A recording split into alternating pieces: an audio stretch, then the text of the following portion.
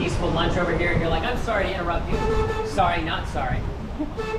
But it's atmosphere, you know. The basement space. So you see how that's kind of cavernous on the right over there? Well, it was the basement space of a pharmaceutical warehouse.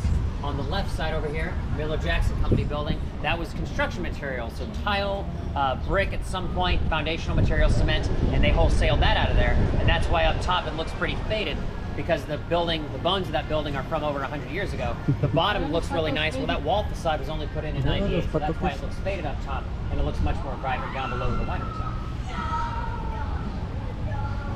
It sounds like they're playing soccer, not golf. Goal! But yeah, it's kind of a weird thing to say. Go into a business and, you know, go to the potentially structurally unsafe basement of a 100-year-old building. But it's all up to code, I promise you. It is up to code. Ballpark's up, ballpark's up. And as far as the boats being up to date, a few years ago, taking advantage of all the downtime during the pandemic, local artists repainted some of the boats. So that's why you got the octopus mural boat over there on the left. You passed by one back there that had lyrics to the state song. And this has got kind of a John Deere theme for whatever reason, but these are the colors of the boats. They've always been green and yellow. But now we're kind of customizing. You actually had a duck on there? That hardly ever happens. You let him just walk on there? Oh! I've seen a lot of things in my time at the canal, but that's a rare one. The duck whisperer.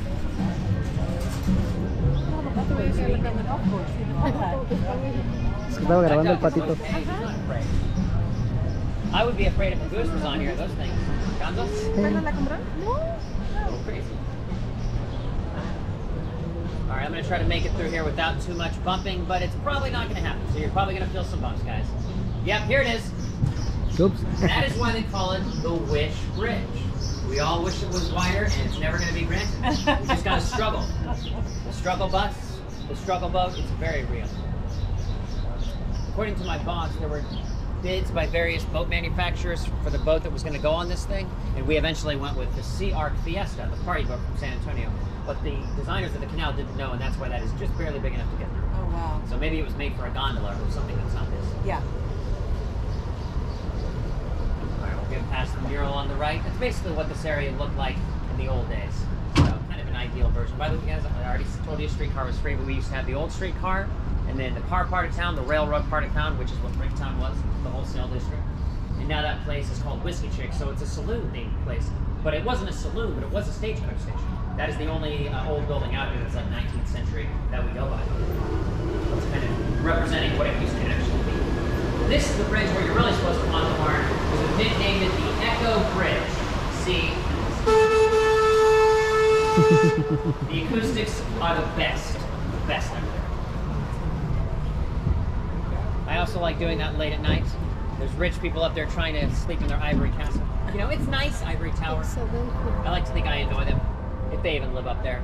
But our former mayor, Mick Cornett, he's got a place up there. He'll wave at you, which is pretty cool. And then I think Harold Pan, the oil guy, I think he has a place. I'm sure he's got other places, but he owns one of those apparently. And the Thunder organization has 2 units, which they will sometimes, if somebody wants to stay down here for whatever reason, they can do that. You know, Nichols Hill's around here. That's the old money of Oklahoma City. Gaillardia, that's the new money. That's where a lot of the Thunder players live. And then, you know, if you want a place right by the arena, that's a good option. It's the only real estate, residential real estate down here. Okay. And my condo is right above the sushi bar. I'm not being serious. I bet you already knew that. Sí. We are southbound now. I was driving a boat out here on Friday when it was raining. Who's Freed? What is it? Freed? So yeah, the Freedy Freed? Bridge, and I said Freed Bridge for the first 4 years I worked here. Yeah. But the Freedy family is a family of prominence in the past. Philanthropic, I believe, donated some money, got their name on the bridge. So one day I hope the Captain Cassidy Bridge will be a thing. But I'm not there yet. So we got, that's not even that difficult. The next bridge, the A. Duddle, I think is the correct pronunciation of the family. But yeah, the unpronounceable bridge. And Sam Noble Museum, we know that place in Norman. So the Noble Foundation has their name on a bridge. And then the energy company, Sandbridge, is back there, which there used to be a Hooters there, so we called it the Hooters Bridge, because that's more fun to say. But, so those are the names of all the bridges. Okay. A couple of nameless bridges that don't have anybody on there yet. If you got enough money, you'll get your name on it. But I'm just happy that even though we got a little clouds today, it's nice weather, because it was ugly this week. You did not have it. Yeah. 4 days.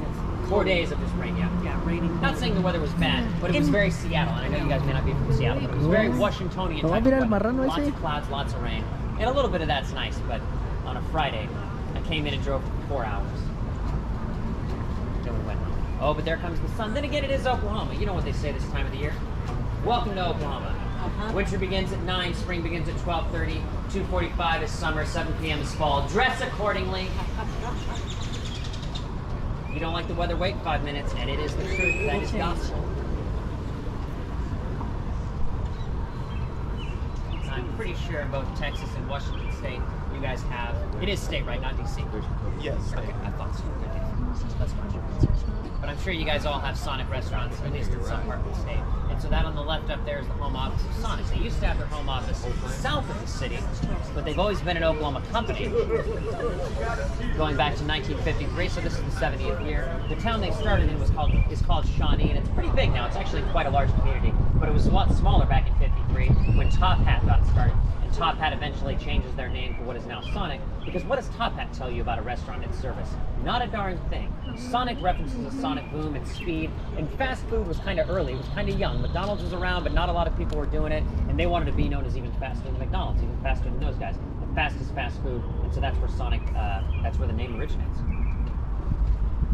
And service at the speed of sound was their slogan for a while. Now it's this is how you Sonic, or thanks, you know, what the people say when you go there and order something. Thanks for choosing my Sonic. My Sonic is your Sonic, that kind of thing. But America's Drive-In was ours first. That's kind of cool. It's a lot of people's first jobs. If you don't have a Dollar General and a Sonic, are you even a small town around here? I don't know. Here's South Side Esther. Also, I'm happy to report that I went to Sonic in Edmond. I live in North Oklahoma City, but they gave me 2 peppermints. And normally in recent years, since COVID, it's been 1 peppermint, supply chain issues, but 2 peppermints, that was cool. I was like, yay, things may be returning back to normal. They're not as big as they used to be, but still pretty good. And now we got our treacherous area where we have the geese on all sides of us. If they try to attack us, go for the neck, okay? They got a lot of it.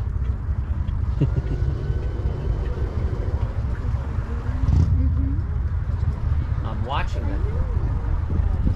They get to eat free food out here, you know, they get to scare people and everything. So I think they're pretty happy. Now the waterfall up here normally is on. For whatever reason, Sunday apparently is a maintenance day.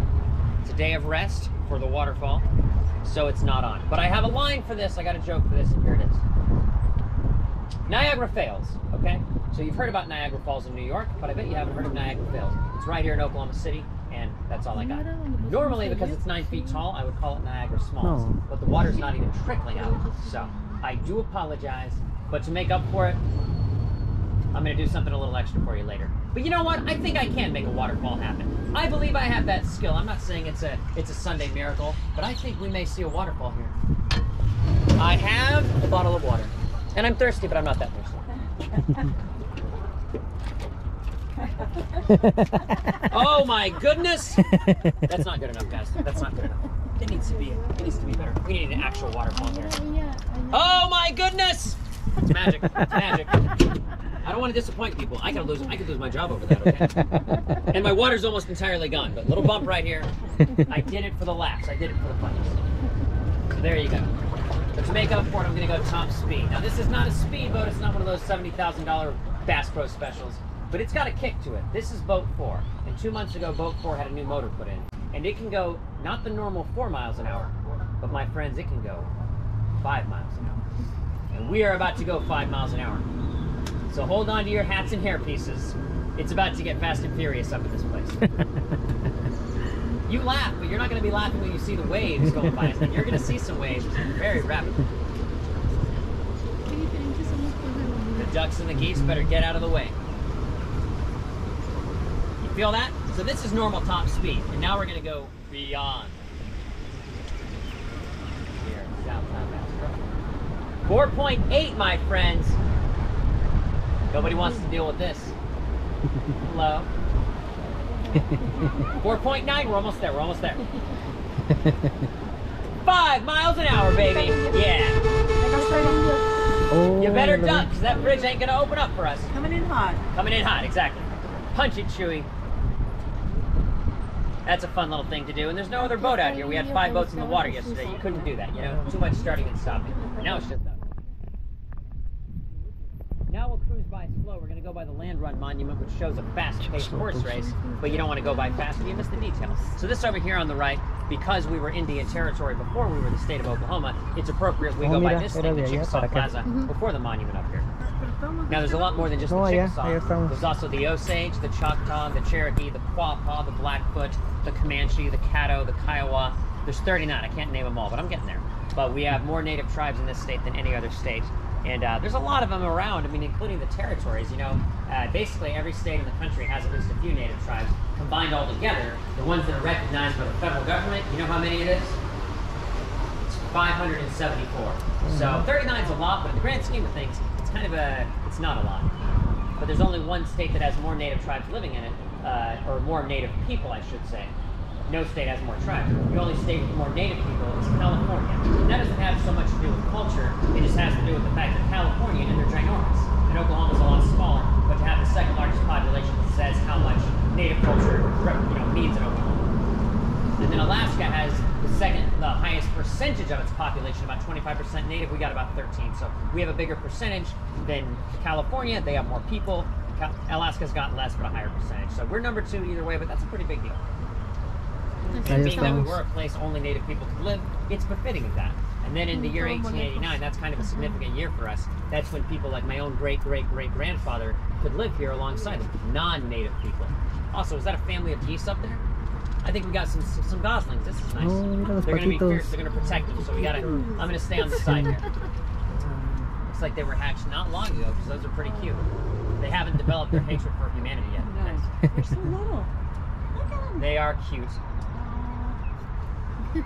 Count them, Reed. 1, 2, 3, I was not 4, 5, expecting 6, that. 7. This family has 7. 10 of them? 7. Mom, Dad, Aunt, and Uncle, and the babies. I'm gonna assume. Don't break this out. 12. Now that we have the adorableness happen, I can go on and tell you about this whole thing. So, you guys from Oklahoma know this. But, you know, giant horse race. Instead of buying the land, what you did was you won the land in a way. You put a flag in the ground by dismounting your horse, and then it would own the land after that. So very Wild West, very what you would say cowboys and Indians, you know, very with stuff that we're known for. And it happened on April 22nd, so last Saturday was the 134th anniversary. It happened at high noon, which is very appropriate for that era, and it was 134 years ago. But everybody wanted to be a farmer in those days, and while I'm generalizing, it's kind of true. And this was a chance to get that without having to pay very much money at all. And, you know, it was life-changing. It was also post-Civil War, so in this country, that was kind of a big deal. And these 45 statues show a little piece of the 50,000 people doing it. That made it the biggest horse race in mankind's history at the time. You probably wouldn't want to do it today because it's too dangerous, but back then it was different. So let's turn back the clock as we turn the corner to the Land Run, and this is the Land Run Monument. We got Bluetooth now. Thank you, Boat 4.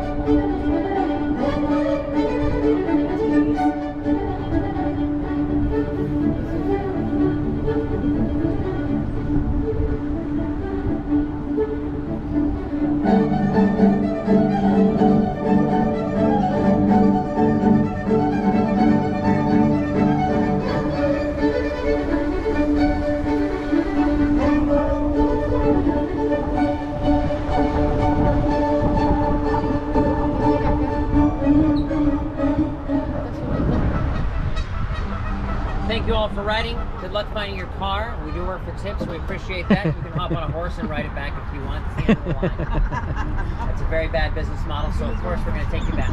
Go a little faster since we've seen everything twice. But the last statue we see is kind of important. It's the first, and our state's words, Oklahoma, which were originally 2 words from the Choctaw language, so that's where that comes from. And its meaning, I'm not sure. It's got several meanings apparently. But the Sooner State, that's got one meaning. People that started horse races like the land run earlier than their competitors, and that's why that statue, that lone statue is there, the soul statue. It's the Sooner. So they did, I guess you could look at it as though they cheated, and people from Texas love that part of the story. But they, started a little bit earlier, and they really weren't supposed to do that, but there was nobody really stopping them. There were several hundred federal troops guarding the perimeter of this land. And as it turned out, on that Monday, all those years ago, there were about 50,000 people doing this. So you don't need to be a mathematician to realize there were a lot of areas that weren't very well guarded, and these people, about 5,000 or 10% of the population of the race, did do it. They snuck in early. Still, the majority of the people, other 45,000 or so, they did everything right. They waited their turn, they waited in line, and then they heard those cannons go off, and they heard the guns fired, and I assume there were bugles as well, all that kind of stuff. And so these statues up here, the other 44 statues, those are 89ers. So that's where that name comes from. 89er, rule follower, and a Sooner, kind of a rule breaker. But hey, now OU's really, really good. Everybody likes them. And so, it means 7 national football championships and a whole bunch of softball championships and, NCAA basketball. It's a good thing. It's a good thing.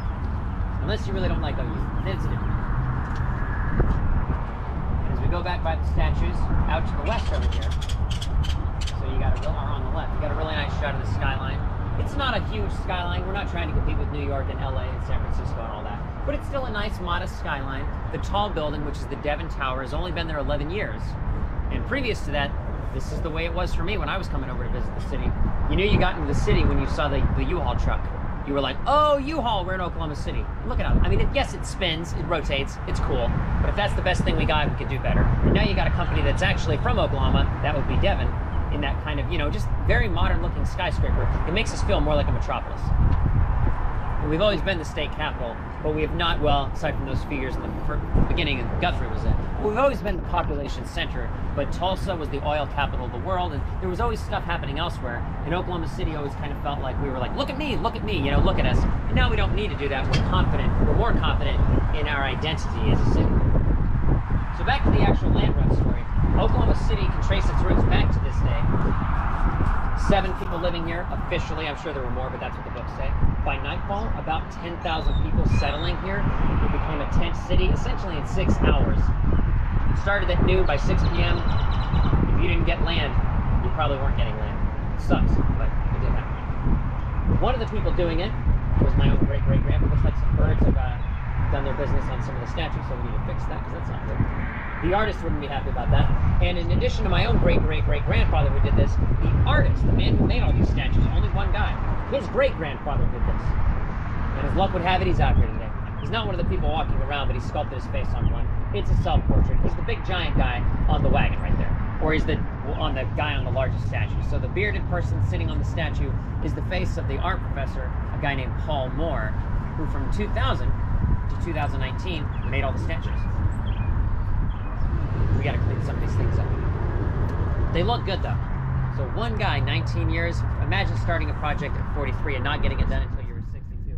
That is a heck of a lot of work.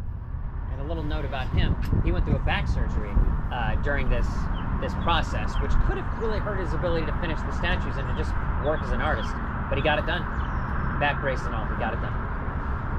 And then you got a statue of a guy falling down over there on the right, which just shows you how chaotic this thing was. It's tragic, but if somebody fell off their horse, maybe you could survive that. Not necessarily. His neck is in a pretty uncomfortable position, but you probably couldn't survive the hundreds of people close to you who might trample you over.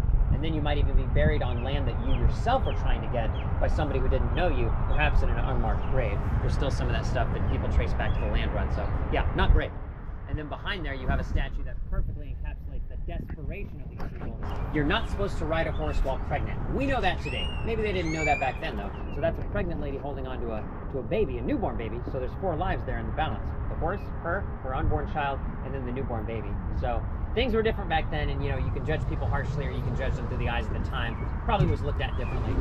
But if it's on a statue, it happened. The faces are like the artist, Paul Moore, or his family, and stuff like that. But the actions are, you know, on the record. Those are in a book. That's in the newspapers. People were talking about that. And then somebody had a hot air balloon. There were other people jumping from moving trains, wagons, which did slow you down a bit. You wanted to be on horseback because it was going to go faster, and it was a race. You got to remember that. So it was a big deal, biggest one that had ever happened in the world. It's been eclipsed since then. It's no longer the biggest horse race in human history, but you know, it was at the time, and it was a chance to start life over. And the land that you got back then, if it was still in your family, which mine isn't, but if it was, and you inherited it, well, 160 acres today in Oklahoma, between about 350 and 900,000 is what it goes for. That's not $1 million, but that's a lot of money to pay for what amounts to grass and dirt. That's all you're getting. In the old days, you got mineral rights and water rights and things like that. You got the whole shebang.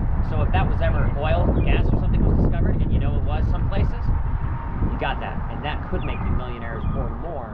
Really, really valuable. Today you can get mineral rights, but you got to buy them through a separate thing. If they're even in the same family, you got to trace those, so they belong to different people. You don't get it. So this was an amazingly good deal, and people knew it. And the only way to really end that story is to say, hey, invest in real estate because they're not building anymore. They were saying it back then. It's still pretty accurate today. And that's leaving out a little bit of the native side of the story, but I'll let the First Americans Museum, which we have over here to the east, a mile away, tell that story. But suffice to say, the 89 run was for unassigned lands, which is a silver lining because natives were not living on that land, but they were living all around it. And fortunately, that land run led to 4 subsequent land runs. There were 5 in total, and lotteries that were a different thing. But that was actual land being taken from natives, and then other native tribes being made to be smaller and go to have to live next door to tribes they didn't like necessarily. So when people talk about land runs in a negative context, you know, basically the easy way of saying it, native land government took it, gave it away to white people. They're talking about the 2 land runs in 1891, 1893, and then a final one in 1895. The 89 land runs led to those, but it was not intended. So, you know, it's one thing we can look at and say it's not a perfect story. Those statues are not intended to celebrate those other land runs. They're meant to show you the 89 run. So context does matter. And then the actual perfect way to end that story is just by saying that's how we became Oklahoma.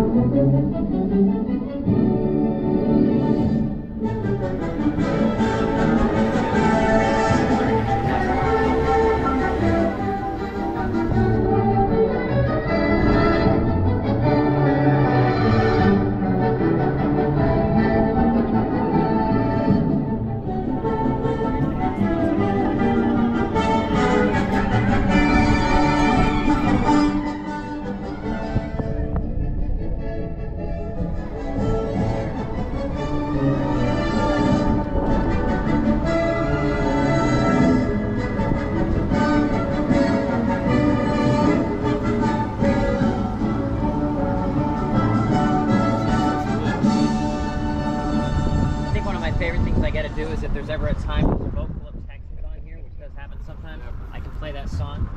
They can't stand it, but it's good. And then they give me money afterwards. It's fantastic. So you two, from watching here, you guys passing through Oklahoma? The work thing? Getting married? Okay, so you're in the, they were invited. Are you in the wedding party? Still though, it's cool. Indoor wedding or outdoor wedding? Oh, I hope it's outdoor. I mean, is it today? Today. Okay, well that's good. Good. If it was Friday, we're gonna take it today though. Perfect. You never know because obviously, you know, the weather can change. Is it down there?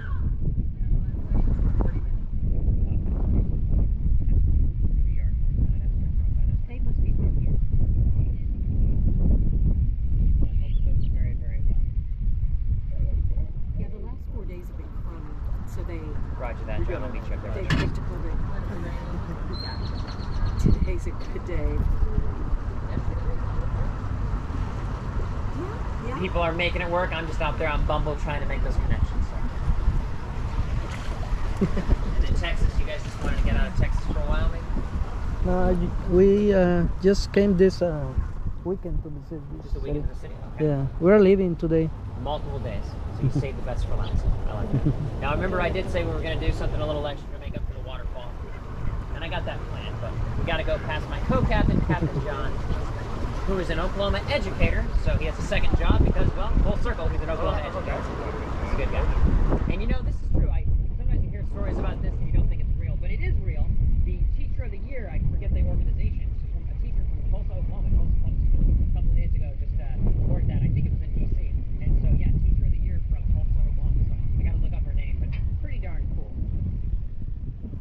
job, overworked, underpaid, but still doing a great job and recognized for their contributions. So pretty darn awesome.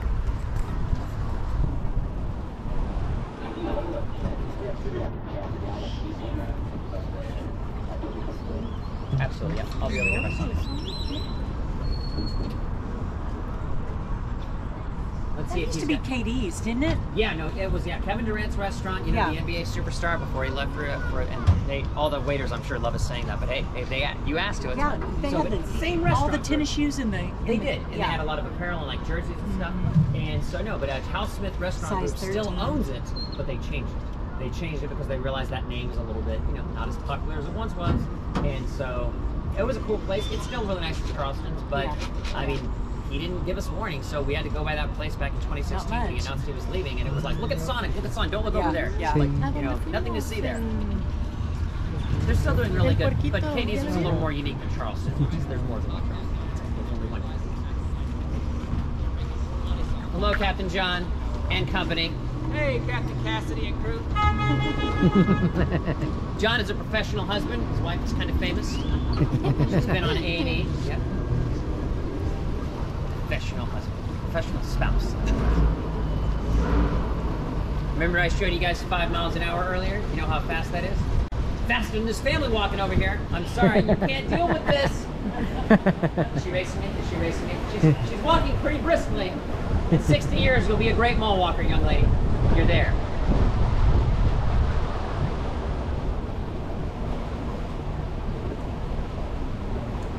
Now, none of you are celebrating a birthday, correct? I mean, like today.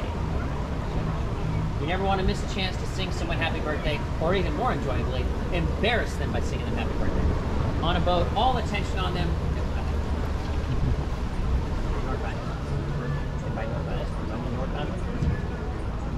Well, it's a good day for a movie. I just saw that, 2 months ago, came out Dungeons & Dragons, Honor Among Thieves. Super good. I didn't know what I missed, but it's still in theaters. And then October of this year, this movie they filmed around Tulsa last year, a year and a half ago, finally being released. A big Western gangster movie. It's got the title Killers of the Flower Moon. And it does involve a true crime story involving murder and things like that. But a long title.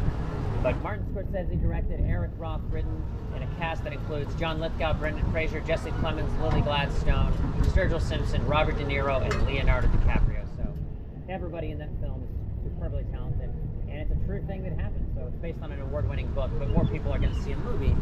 And it's important that they filmed it where it happened about 100 years ago. The Osage Reign of Terror is the true crime story.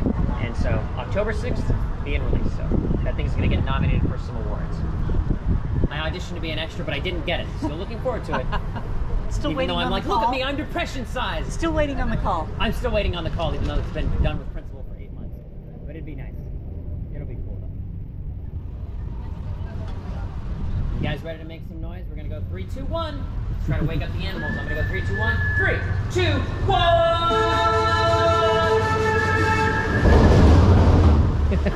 Oh!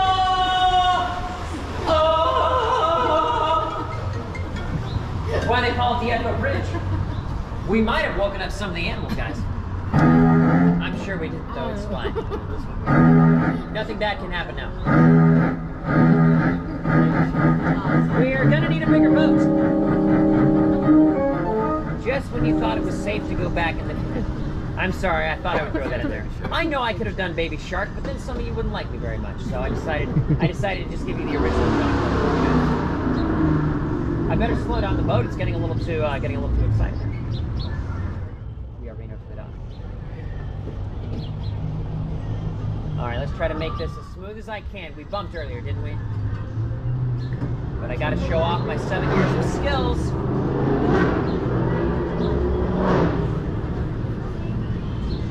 They say the more you focus on something, the more likely you are to actually hit it. So I'm trying not to focus on the bridge. We made it halfway through, though, so that's a good sign, guys. You got it. You got it. I appreciate your faith in me. Just call me MC Hammer, because you can't touch this. We made it, yes! I'm a happy camper now. I'm a happy camper. Guys, not required, but it is always appreciated. We all work for tips. If you want to drop a few bucks in the tip jar, thank you. Thanks for supporting us for being local. Thanks for coming far away from DC, from Washington State, and then you guys from Texas. And anybody who wants to, you don't have to be a kid, but it's always cool if you are. Anybody that wants to play Captain and haunt the Horn is more than welcome to do that. My buddy Captain Robert is going to secure us, and you'll be able to exit this thing in about 10